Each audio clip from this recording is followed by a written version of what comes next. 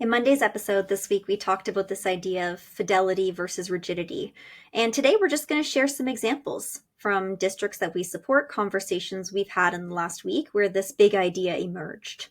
Right, right. So a quick summary of that Monday. If you have not yet listened to the Monday episode or the episode that was right before this one, you can pause if you like. And we talked about the theory here. We did some digging in, some learning from a book called Farther, Faster, and Far Less Drama from Janice and Jason Fraser. They unpacked kind of four big ideas that we talked about in terms of leadership and trying to address the issue of like how much rigidity should we be trying to stay with when we're talking about fidelity to a curriculum resource or fidelity in the classroom. They unpacked orient honestly, leverage the brains, the people in the classroom. Think about your outcomes, value those outcomes, make sure you keep them at the forefront, and make some durable decisions. So we unpacked those four. Go back and listen if you haven't. But Yvette, I know that you wanted to talk about some examples from our district partners, the teams that we meet with every day, every week, every month, all year long to support them on their math improvement planning process. We talk about the process through our 4-stage journey. Let's unpack the learning here on this idea of like how if we want fidelity to the resources that we're striving for, and all of a sudden rigidity is creeping in. What can we be doing here? Let's talk about these examples, these teams that we noticed a little bit of maybe this going on, and we had to kind of guide them in the right way. Yeah, actually, our first one's a success story. It was a district who was willing to pivot. And I think the reason that they were willing to pivot is because they were clear on their outcome. So we talked on Monday about like not being rigid when it comes to the plan, but unwavering when it comes to the outcome, the change that they were hoping to support. So I'll tell you that the outcome that they're hoping for is, equitable access to rigorous tier 1 instruction. Okay, so that's what they're striving for within their district. They want to create more cohesion across classrooms and across buildings. And they want to really ensure that teachers have mastery of the curriculum and have a really good understanding of like, what does mastery of each standard look like at their grade level? So that's the outcome. The plan was to optimize PLCs this year. So it's like they identified that one of their subsystems that was not being well utilized was the PLCs, and they wanted to strengthen the PLCs to help them get closer to this outcome. So in the summer, they brought all of their teachers together and they actually engaged them in like a standard internalization process. And the process we had co-constructed together in the spring. So this team and I came together and we talked through like what might the protocol look like if we're coming together during a PLC, and the purpose is like this rigorous tier 1 instruction, mastery of the curriculum. We want to deeply understand what these standards look like if they're proficient. So we had developed a protocol that was like, what is the learning goal? What is the success criteria? In our high quality instructional material, how is this being assessed? We were anticipating, we identified one question from that assessment that we thought was a good example of mastery of the standard. And we were going to anticipate what students were going to do in response to that question, and then do like a formative assessment cycle and bring the work back and then unpack it. And so, they did this rollout in the summer through their professional development days. So that's where we talk about like aligning all of your systems, right? So you have your pull-out PD days, you have your PLCs, you have your coaching cycles, and they're all working on the same outcome. And the plan was to support the implementation of this Sounds like protocol. A+ effort so far. Right. But this particular protocol was not selling very well in one division. Okay. Selling. Buy-in you're talking about, right. again, but about it's like word. People didn't want to do, like, it's like there was some resistors. They weren't necessarily seeing the value. And so that team, this division, came back to them and said, would it be okay if instead of this protocol, we adapted Do4's work around the 4 PLC questions, which is like, what do we want students to learn? How will we know if they've learned it? What will we do if students have already learned it? Or what will we do if students haven't learned it? What will we do if students already know it? And what do you think their answer was? Sure. Because like the outcome that we want isn't going to be, it's not the protocol that is like the rigid part. So what was the protocol? Like maybe they didn't give you the details specifically, like what Like obviously they made the pivot to a new protocol to achieve the Mhm. same outcome, which is what we Right. want. Like we want to be able to do that. And we're not stuck, on the way. We're stuck on the end. Yes, I So know that what it makes was. sense. But it's okay. I Fill know us what it in. was. Yes. Fill us in. The problem was the curriculum had already done a lot of that work, so they were just almost like copying and pasting it. Like the questions that we were asking through the protocol that we had co-constructed, it was like they were basically just like copying and pasting those answers from the standards and from the curriculum, and there wasn't any thinking. And then it Sure. was kind of like, now It we're was too done. Now it monotonous. became a checklist, Exactly. and Yeah. and ultimately it's like now we're falling off the path of why we're Why doing we're this in here. the first place, right? Exactly. So, and like, this is the thing. It's like the team wasn't rigid. Like, yes, we want a protocol. Like, absolutely. Like, the PLC needs to have some type of structure, and we need to have facilitation of the PLC. But what I thought this group did really well, it's like they remembered the outcome. Right. So the outcome is they want this rigorous tier one instruction, which means that teachers need to have depth of knowledge when it comes to the standards that they're teaching. They want to leverage the PLC to unpack standards. And it's like, it's not this protocol or this wording or that wording that's going to make the difference. It's about establishing that culture of learning where teachers are digging in. And so Mm-hmm. if the barrier is the protocol, change the protocol.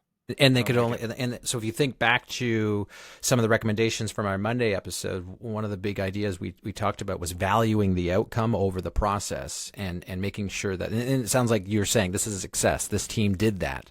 They said, we know what the outcome is. We're fine to pivot. We don't need to like, oh my, we're going to go back on our word. We're fine to do it because we were so clear on the outset of what we're doing. And they're also doing one of the other elements of those four pieces. They're leveraging the brains. They're saying, we're going to trust what's happening in this group right here. And then we're going to leverage their expertise and what they're looking at and going like, yes, they're pushing back on this structure, but we're all still agreeing that the outcome is important. So let's move down this pathway, and we're going to leverage those brains to make it happen. Well, and I think it's worth highlighting, when you look at the protocol, and this is true for essentially any protocol, the reason we're putting the protocol in place is to try to remove any sort of hurdles or challenges in helping you get to the outcome. So basically, by swapping out a protocol that actually feels easier, feels smoother for that group, it makes a ton of sense that, they're open with that idea, because it's like, well, does it help us get there? We ask the question, does it help us get there more efficiently, more effectively? Yes. All right, like let's do it. Like if everyone's feeling really good about that, or if let's say the other protocol feels cumbersome in comparison, that could actually give you the opposite result, right? Where now people are actually becoming discouraged, and they're going like, I got to do this thing, but I don't feel like that part's actually worth it, or I don't feel like I'm heard. I feel like I'm not having any sort of autonomy. Like I think this is a perfect example where the autonomy gets to still live, and it's encouraging your brains, leveraging the brains to be thinking to help you with this planning process, right? So that they're the ones kind of doing some of the thinking and going, what about this? And you get to go, what? That's a great move. And now maybe there's two protocols that might work for other groups of educators, right? They might like one over the other. And as long as it helps them get to that same outcome, it makes perfect sense here. I love this example. Yvette, you mentioned there were two. Yeah, I had another call with a leader who was planning for a professional development session. And so the professional development session was going to be for middle school teachers. It was conference style, right? So this was one session throughout the Okay. entire day of Yep. sessions, but it was around the implementation of number talks in the classroom. And going into this conversation, and we've done whole episodes about how, my own interpretation of number talks or fluency routines has evolved over many years. And so As they I should. knew that they were using a particular resource that I had used about 10 years ago to support the implementation of number talks within their classrooms. And so, I started by asking the question, like, what does this look like? Like when you facilitate, because we were trying to come up with the learning outcome for the session. We were like, what do we want teachers to walk away with? And so one of the things I asked is like, describe for me what this looks like. Like when you model a number talk for teachers, or what are the observable behaviors? And I was saying when I first started this work, it's like kids were quiet.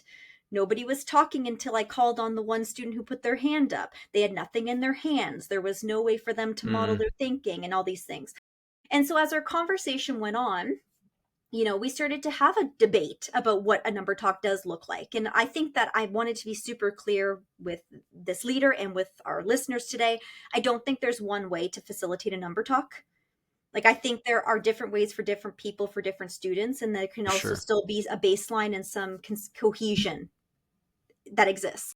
But I was saying things like, when I first started number talks, I had nothing in their hands. Now, when we're first developing the strategy before students have automaticity, I let them have a whiteboard. And this helps me select in sequence who's going to share their strategy for that day. And this was new learning for the person that I was on the call with. Got it. And the person their response was like, we've been telling teachers nothing in their hands. And we've been telling them that for 5 years. Okay. So that's like, to me, a crystal clear example, not uncommon, by the way, but crystal clear example where the protocol, the actions we're asking people to do has been disconnected from the actual outcome because you've always just felt that that's the way it should be. But if you really think about that and you say, does that help or hurt? It really depends on what the outcome is. Or they had a different outcome than what Yvette's outcome is. Absolutely. And I think that's why I was, trying to be careful in saying, like, I don't know that they need to look any one way. I think depending on your outcome or the goal you have, like if it, and I tried to explain, like, for me, it's like, absolutely. Eventually, I want them to have automaticity and I want them to be able to hold that model in their head. Absolutely. That's the goal. They shouldn't have to still have the rec and rec or the counters in front of them or the open number line drawn forever. I do want to move towards, like, they can actually visualize it in their brains. But for me, it's like when they're first learning the strategy and learning the model, I think, actually manipulating it or holding some information from the question on your whiteboard is helpful. But I think that why this idea of fidelity versus rigidity came to my mind during that call is like how often we do this in education. It's like the book said to do it this way. So now we've rolled it out. We've rolled it out for 5 years and we've spent a lot of time getting everybody to do this thing the way the book says to do it. Mm-hmm. And now we've had new learning and we are hearing new ideas and maybe our outcome is becoming more clear and we want to make some adaptations. Yeah. But we feel maybe stuck. So do you feel like this leader in the conversation had the epiphany that we're like, okay, so we've been going down this and we've been saying nothing, but now, like, do you feel like they were like, that's a good reason to have that tool. And now they were wondering, like, what do I do now?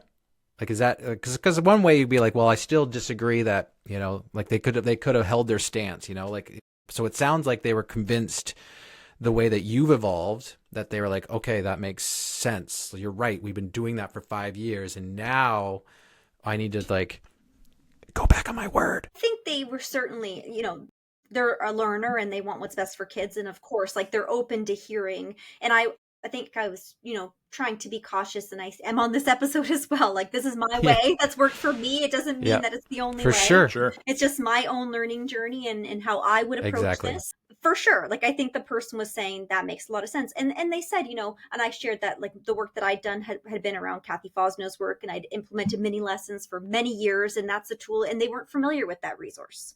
So, like, her reaction was like, I'm going to get a copy of mini lessons and I'm going to try some and I'm going to see how they're different from what we're currently doing. And maybe, but I think there was fear, like fear of, what are they going to say? Saying this is how, this is what it looks like, sounds like. We've been maybe in hindsight, and maybe this is just my interpretation, maybe we were rigid in some ways about what the implementation looks like.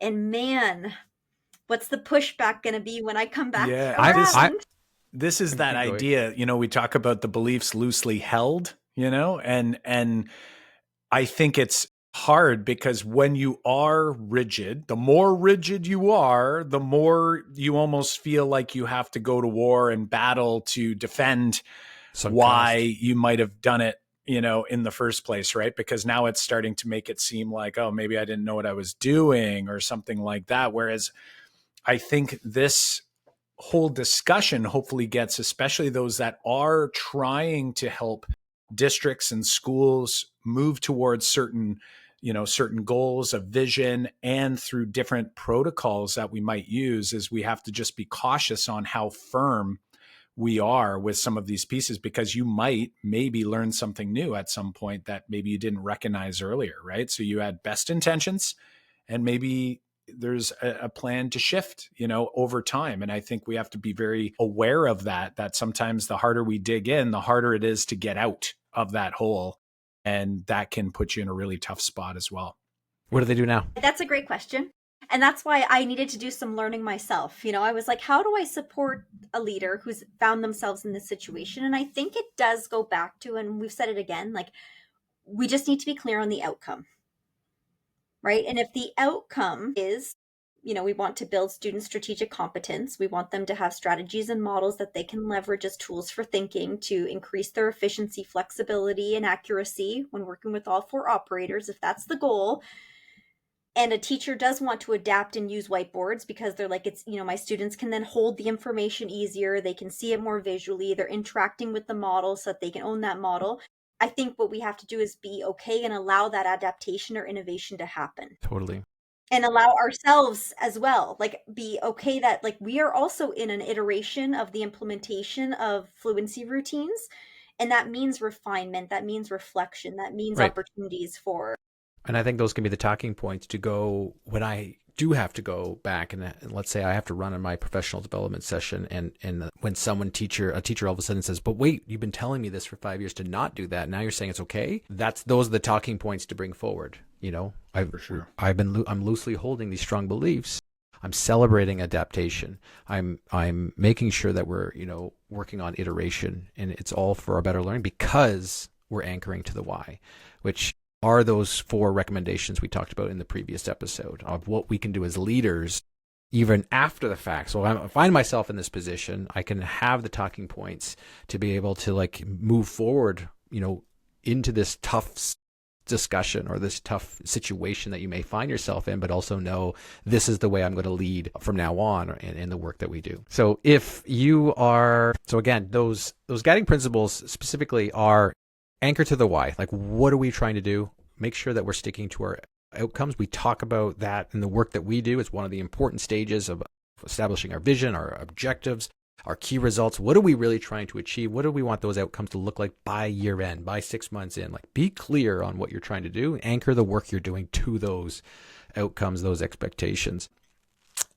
Expect iteration in the work that you're going to be involved in, because those cycles are going to be important, and then celebrate the adaptation that comes from it, and then support the bridges, support those folks that are carrying that vision, carrying the why into situations, PLCs, staff meetings, coaching situations, coaching calls with the teachers they're supporting. Those are the 4 kind of principles when you're thinking about, structuring PD and structuring support for teachers to make sure that we keep that, the creeping rigidity, off our backs as we go through this type of learning with our teachers and our principals and the people that we're surrounding ourselves with, and also our students.